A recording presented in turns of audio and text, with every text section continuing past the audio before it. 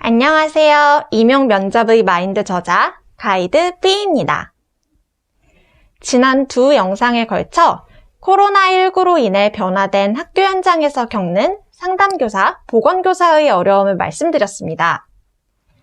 오늘은 그 마지막 시리즈인 담임교사로서 코로나19 시국에 겪는 어려움에 대해 알아보겠습니다. 담임교사가 겪는 어려움에 어떻게 대처할지를 선생님의 교직관을 바탕으로 미리 정리해 놓으시면 실제 시험에서 관련 문제가 나왔을 때 잘 대답하실 수 있겠죠? 담임교사의 어려움, 무엇이 있을까요? 그럼 지금부터 시작합니다. 첫째, 출결 관리가 어렵습니다. 학교마다 또 교과마다 출결 기준이 다르다 보니 학생들이 이를 다 챙기지 못하고 지나치는 경우가 종종 있습니다. 등교 수업보다 강제성도 덜하니 출결을 제대로 하지 않는 학생도 있습니다. 이 학생들의 경우 담임교사가 쫓아다니면서 일일이 관리를 해주어야 합니다. 둘째, 학생들과의 소통이 어렵습니다. 학생과의 대면이 최대한 지양되다 보니 소통할 수 있는 창구가 전화나 문자로 한정되었습니다. 그러나 학생들이 담임교사의 연락을 잘 받지 않습니다. 보통의 학생들이 휴대폰을 하루 종일 들고 있다 보니 연락이 잘 될 거라 생각하실 수 있지만 절대 그렇지 않습니다.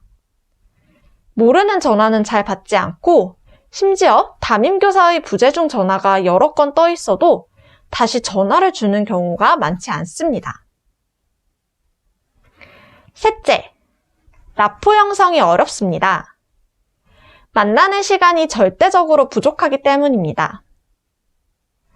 라포 형성이 덜 되어 있다 보니 학생들이 담임교사와의 상담을 많이 하지 않습니다.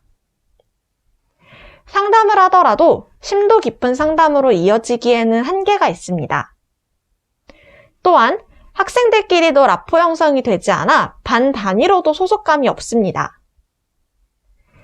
이러한 환경 탓에 담임교사로서 학급을 운영하는 일이 등교계약 때에 비해 원활히 이루어지지 않습니다.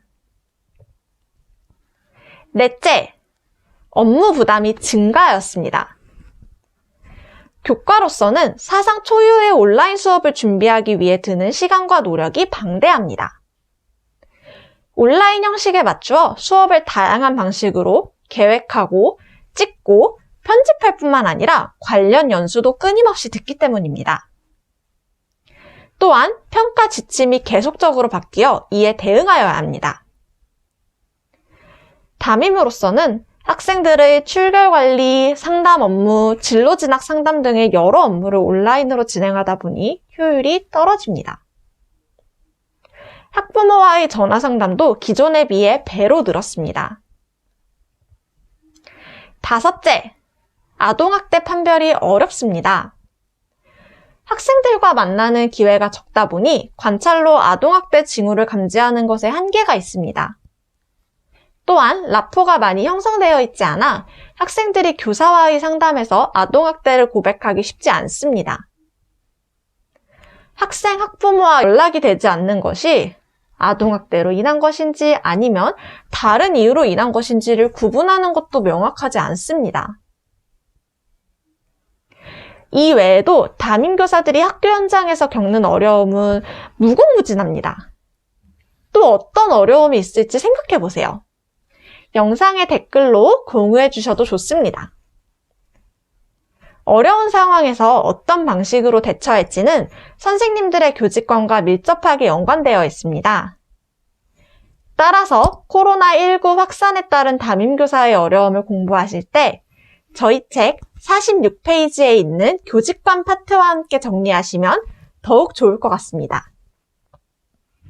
이렇게 코로나19로 인해 변화된 학교 현장에서 겪는 상담교사, 보건교사, 담임교사의 어려움 시리즈가 모두 끝이 났습니다. 이제 2020년도 얼마 남지 않았네요. 선생님들, 마지막까지 저희와 함께 최종 합격을 위하여 달려보아요. 마인드 면접팀이 선생님을 응원합니다. 이 영상을 끝까지 함께 해주신 선생님들 모두 합격하실 수 있습니다. 가시기 전에 좋아요와 구독 눌러주시는 거 잊지 마세요. 화이팅! 다음 시간에 또 만나요.